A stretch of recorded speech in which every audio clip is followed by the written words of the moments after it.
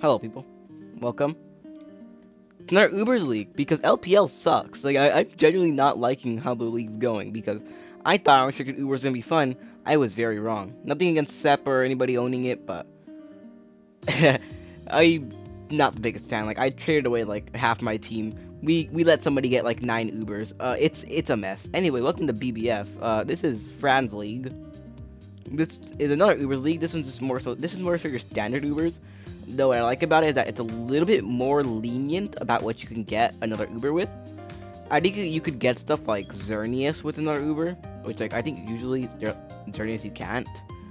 Or it's just from what I've seen with it, it's just you can get another Uber with more things than at least from Ubers leagues I've seen than you can get. And you can actually go for mid-tier Ubers because you can get another Uber with those that are still pretty good. This league also had some stupid stuff taken down out of Ubers. I believe both the Mega Lotties were not Ubers, but I know Mega Latios wasn't an Uber, but I think Latios also wasn't an Uber, which I think is pretty big. Not having Mega Latios as an Uber because it's definitely like Uber material, like stats wise and moveset wise. Like it's definitely got stuff to be an Uber. But we're not here to complain about the tier list. We are here just to play, just to go over my team. This is PLA Mons, so of course I'll list 2 Mons. PLA moves are banned, so we cannot use stuff like Springtide Storm on like Tornadus or something like that. My pick was 15th, so I got a really bad pick since I was picking so late. And as I've always said, in Ubers I don't like to pick late because all the broken stuff goes before you go. We are in the Altered division of BBF. Altered is the lower skill division. Of course, Origin is the higher one. So we're lower division. Of course, I was kind of praying some lower div moments happen, and we got some good stuff to come to us. So, Stealth later on the draft, though, I kind of accepted I was going to get something worse. So I was like, you know what, something that I wanted to try out for a while, and I'm not 100% sure people are going to be going for is Mega Ments. I've wanted to try Mega Ments for a long time. And I was like, it's probably gonna make it to me. But I realized something else is in a position to make it to me, and I'm like, I think this is strictly better than Mega Ments. And I think if it gets to me, I'm gonna end up having to pick it. And well, it did get to me. That is going to be the man himself, Zekrom. Zekrom's amazing. I don't really think there's much else that can be really said on Zekrom. It's called D-Dance with its immense bulk, its monstrously high attack, and pretty decent stab combination to blow through most things. It has a secondary stab that hits incredibly hard. Terrible ignores abilities when it hits its attacks. So it's just very good in that kind of like sense, because I believe it even ignores like unaware. So like Mr. Clefable coming in here just try to stop a dragon down sweeping, just watches it just gets bolt strikes to death. Like it's just such an incredibly strong Pokemon. Even without D-Dance, it does so much damage that it can come in and start claiming kills. It can come in and it can D-Dance, and it can end games right there when it D-Dances if your opponent doesn't have the correct things to take it on. It's an incredible Pokemon that it does have its checks still, so it's not like super broken. But if you can draft a team that can take care of those checks well enough, which I think that we did, you can easily make this thing one of the best Pokemon out there.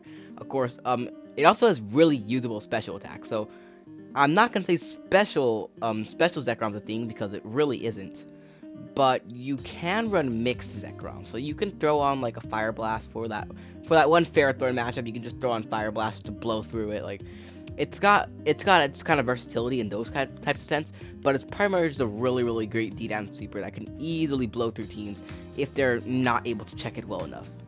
It's gonna have its matchups, and it's just a very strong Pokemon. Like, yeah, it does have its difficulties dealing with like fairy types, grass types, anything that resists one of its stabs. It can have a little bit of difficulty dealing with. But I think the only thing that really walls it are like ground types really wall it. Nothing else really walls it, in my opinion. Because even a lot of fairy types don't really want to switching into bolt strikes left and right. And if your fairy is like a Tapu Fini, well then good night Fini. A great Pokemon. Really excited to use this thing. I think it's just an amazing Pokemon, amazing pick, just fun. Now my next pick came right after the wheel. Now I'm kind of looking at what pairs with Zekrom. So I can pair Zekrom with an 18-pointer, which is the lowest Uber tier. Oh, now what's the 18 points are like the bad Uber? So I think like Dragapult, Zamasu, Cinderace, Ashgren, that kind of stuff is down there in that tier. And I'm kind of looking at what pairs well with Zekrom. I'm like, well, I mean, I could get Zamacrown, because it is a steel type to help deal with fairy types, which can of course be really good with it. But there's something else I kind of see there, and I'm like, okay, this can also be really good with it, and that is going to be Trash Greninja. Ash Gren is a Pokemon. It's a very weird Pokemon because Ash Gren is absolutely incredible. It's one of the strongest Pokemon in the game. It's faster than and has higher special attack than Kyogre. Yes, than Kyogre. Like one of the kings of the Ubers tier. It is absolutely insane. But the funny thing is that it has to start off as regular Greninja, meaning that you just get an itemless Torrent Greninja. Well, Torrent Greninja is not a bad Pokemon. In Standard, it's still really decent mixed attacker, really decent like offensive spiker, really fast pivot. But think about the fact that this is a no item. That is, well, actually, I said items. What did I say itemless? It's not itemless. You don't gotta hold an item. But it's just not that good if that's gonna have to be your Uber, because guess what this is outclassed by? Protean Greninja, which of course is higher than Ash Greninja because it's better. So it's like it needs to KO something in order to get off its Ash Greninja transformation, but getting that kill is a lot easier said than it is actually done, and before then you kind of just have a dead weight on the team. So that's why it's going to function primarily as more of a cleaner on this team, and the reason why it has to function as that is because once everything's kind of weakened, it just has a lot easier time actually killing things. It has easier time killing things because everything's just weakened, and once it gets that Ash Greninja transformation off, it's actually a really strong Pokemon as a whole. It's still a decent Pokemon before the transformation. It's still a really good mix attacker. Still great offensive spiker. Still got a lot of the versatility that regular Gren provides you, but it's just that when it's kind of using up your Uber slot, it's not that great. So once we go ahead and we get that Ash Greninja transformation off, this is gonna be an absolute menace. It really does function well with Zekrom being able to take on those bulky ground types for it, which is that Zekrom absolutely despises. But it does create a few little weaknesses in our team. This could be stuff like the fact that we're very exploitable by fairy types now, we're very exploited by grass types now. We just kind of needed stuff to help us take care of that. Which is that I definitely wanted to look to with getting further months in this team.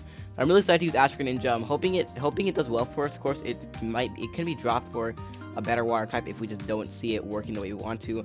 Of course, it does provide some undesirable things in the team, like a frail water and a frail dark type, which is usually not something you want, especially in the Ubers tier when there's top types like Mewtwo and that kind of stuff that you really need a good dark type to deal with. Ash Gren isn't the most reliable of those two, especially when it's just regular Gren. It has its real flaws, but it also has its major upsides, and I feel like if I can get to those flaws, I can make this an absolutely incredible Pokemon. So next up, the original draft plan was to draft Torn Trash and to draft Glowking with that. But then like Fran starts yelling at me in a call with him. He just starts yelling at me like, why are you gonna get Torn T? That thing's garbage. Torn T like. So it starts Torn T's garbage. And I was looking at Bulu for terrain. And like, just get Rilla. Rilla's way better. Torn T is not that good. Like Rilla is just better in every way. So I gave in, and I got the Rillaboom. The monkey is ours. David is indeed gaming. It's just good. Rillaboom is just good. Gassy Terrain is really good with the two Pokemon they currently have. It just kind of helps. It helps Zekrom by weakening ground types for it, which is really. It's kind of being able to neuter ground types is really good for Zekrom. And then just having Ash Gren and both Rillaboom there to destroy those bulky ground types, with Rillaboom also being able to break bulky waters, which kind of takes the load off of Zekrom to switch into bulky waters to take them on. Because if Rillaboom does it better, Zekrom can more so save its health for a late game for a sweep, while Rillaboom can kind of just stay in and automatically apply a lot of pressure while still being a great offensive pivot. It's got amazing capabilities of being a revenge killer because of Grassy Glide, which keeps it as a very strong Pokemon in general. Especially Sword Dance sets can be very threatening as well. Sets such as Leech Seed sets, even the Grassy Seed sets with Acrobatics can be really strong. Rillaboom's just got some decent versatility in the offensive sets it can run, and it can just be a very strong Pokemon that can be difficult to deal with for a lot of teams. So overall, very excited to use this Pokemon. Now I want a Glowking next, because Glowking just looks really good with these Pokemon I have. Mr. Chonk moment sniped me. That snipe hurt a lot, because I really wanted the Glowking on this team. And it wasn't very easy finding a good replacement to Glowking, because it's just like, well, I can get Slowbro, but then it doesn't solve what I want Glowking for. I kind of want a Glowking for that for that type of regen and bulky Pokemon as well, which of course Slowbro or Slowking could accomplish. But it's not the fairy killer I wanted. And if you look at my team, I desperately need a really good fairy killer. But then I also realized I need a good flying killer too. Like, sure, Zekrom kills flying types really well, but like Rillaboom doesn't do it that well. Ashgren isn't really gonna do it the greatest while it's regular Gren. As I said, I want to take a lot of load off of Zekrom to be used as that type of a breaker, because I'd rather it be able to use itself as a sweeper on this team. So looking at what I could do with that, I saw this little thing, a little hat flying by, Mr. Nihilego. Nihilego's kind of known for being a sweeper. Very good one at that. It can sweep very easily. It was very easily sweep teams that are unprepared for it. Fortunately, I don't really have the greatest steel killer for it yet, which I do need to try to get one of those because that's very important to have with the Nihilego. So you want really to get rid of the only things that are stopping it from sweeping. I said fantastic. It's a great fairy killer. Free hazard setter as well. Like bulky, especially bulky Nihilego with hazards is a really underrated set. And I think that can probably be ran a lot. It pairs really well with the grassy terrain, as weakness earthquakes for it, and forcing Pokemon to run to like high horsepower. Is just really good. It's able to neuter Pokemon. It's able to just neuter fairy types because fairy types can't really deal with my team as easily now because there's Nihilego sitting right there. And if you're giving that Nihilego free switches, you're just putting yourself in a really bad position. You're giving me free hazards. You're just giving me like free predictions into some of my other Pokemon to start taking out your steel types. And it forces you to kind of keep that types alive when it's having to do a lot between the job of taking care of Rillaboom and between the job of taking care of Nihilego, and it's just putting a lot of pressure on steel types, especially steel types such as like Heatran, Registeel, like Melmetal, like stuff without natural recovery. Now is in a much worse spot in terms of trying to take on this team. So overall, a very good pick. Now my next pickup, I do want a lot of pivots in this team. Like I have Trash Gren, I have Rillaboom like as pivots, which are all pretty good. Like Zekrom can pivot too, but Zekrom is never really pivoting that much as it's a sweeper. So I want to get something else for that. I want to get a steel killer. I see something that's still there, and I'm like, oh, I actually really want this thing because I wanted to use it for a long time. I just think it fits this team really well, and that is going to go ahead and be Mienshao. Savala, because apparently, I don't know the order of my own picks. So let's go. Let's do that again. Savala is the pick because Savala is just versatility. It's pivot. It's removal. It's a lot of stuff that I kind of wanted. Savala also fits really well because they could fill some of the holes in this team, such as like, I don't have a bulkier dark type than Ash Greninja, and spoiler alert, I'm not going to draft a bulkier dark type than Ash Greninja. So if I ever really need that bulky dark type, I can just run bulky Savala Dark. It can help it just helps in certain matchups because it fills holes that the team can't cover on its own, and just has a lot it can do for a team to kind of patch it up. Like I've heard it said before, and I 100% agree with this. Savala is just a tool to make bad teams less bad. I 100% agree with that. It's just a tool that is meant to be versatile on the team, and I just really do like it on this team as a whole. So going on what I said before, I want some regen, and I want fighting type. I want something that can kill steals. So Mienshao, yay, let's go. My whole order got a bit messed up there. I think I got the rest of the order of the picks in my head pretty good. I picked that thing. I picked that thing. Yeah, I think I have them all from there. Anyway, Mienshao's great. Regen is fun. Choice Scarfing is fun. Pivot is fun. I like how Mienshao just sounds on paper. Like it's great knockoff. It's just a great Choice Scarfer, great EV user. It's just got a lot going for it because it can hit really hard. It can switch in, absorb a hit, U-turn out, regen back everything that it just took. It's just a very strong Pokemon as a whole. Fake Out can be pretty useful for revenge killing. And then just CC just hits things really hard. And even like reckless high jump kicks can be really good in some matchups. Though of course just the basic Mienshao sets are just like the regen sets. That is always the best set in most matchups. But there are the niches where you're gonna find those reckless sets. That'll probably come a week or two this season. So overall, very excited to use this mod. Now I think I got my next pick straight, so I think I know what my next pick is. So we already know my favorite Pokemon of all time, the greatest Pokemon to be created, is Typhlosion. There's a new one. This is cool. Typhlosion Hisui. I like Typhlosion Hisui. It's actually the one I switched my PFP to. It's Typhlosion Hisui. It's the GOAT. What else I gotta say about this thing? It's literally it's superior to regular type evolution in every single way except for design. Every other way, it's absolutely superior. It's got Calm Mind. It's got a secondary strong stab to hit water types with. It's just a strong Pokemon in general. I think it's higher special attack than Typhlosion in exchange for 5 less speed, so it is 95 instead of 100. But it's still a very strong Pokemon. It could be like a bulky Calm Mind Sweeper. It can even run like Work Up and mix sets, which are, of course, something I've always loved. Regular Typhlosion cannot be ran by this. Strong Pokemon in general. Infernal Parade is banned, which just kind of sucks because it is just a Ghost type Psyshock, which would actually be really cool to be able to use. But you know, Snudge just can't use these types of moves. Unfortunately, we can't in this situation. But it can run like it can also run like sub Willow sets. It's got a decent amount of versatility it can run, and it could just be a strong Pokemon in general. But overall, it's just a great like Spec, Scarfies, or just like Calm Mind Sweeper. Just good Pokemon. I love it. Now my next pick, I need to get a Fairy type, and the Fairy type I wanted got Snipe. I wanted Comfey because I just like it better than any of the fairies left on the board. And I'm like, once Comfey got Sniped, I'm like, oh my god, like what am I gonna do? Like, am I gonna have to go with like Granbull or Clefairy as my fairy for this team? And I'm like, well, I do love Granbull. By Ubers, I'm not 100% sure if I want it.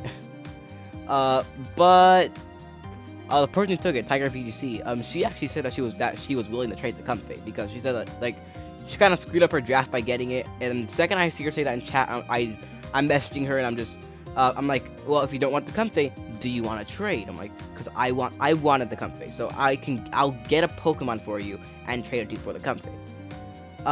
Now, and that Pokemon was Aromatisse, so I got the Aromatisse in Grace, traded her the Aromatisse for me to get my Comfey. I got my Flower Ring, let's go. Comfey is very underrated in Uber. It's also really bad, like an LPL, this is our fairy type. But it's not good when it has to take on like 4 overpowered Pokemon that all have types that it needs to cover. I'm just making sure everything looks fine with my microphone and all. Yep, the microphone's still working. Cause it just loves to shut off in the middle of my recordings. But it's a great pivot, it's a great removal, and it doesn't have to check a fighting type. It doesn't have to check a broken fighting type, a broken dragon type, and like a broken dark type every single week. It can actually be good. Yay! This is fun.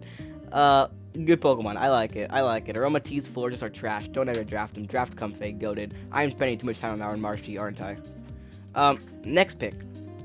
I want more removal. I want more pivots because we all know I love my pivots. Now hazards aren't real to me, but I still don't want to lose to a hazard stack team. So I gotta get something good for that. I need a ground immunity as well. Like my team is decently ground weak. So it does help to have the grassy terrain for that. But Pokemon that get like high horsepower or even like special ground types like Nidoking or Nidoqueen can kind of just eat this team alive. So I need some kind of immunity to that. And what's better than Tornadus Suck?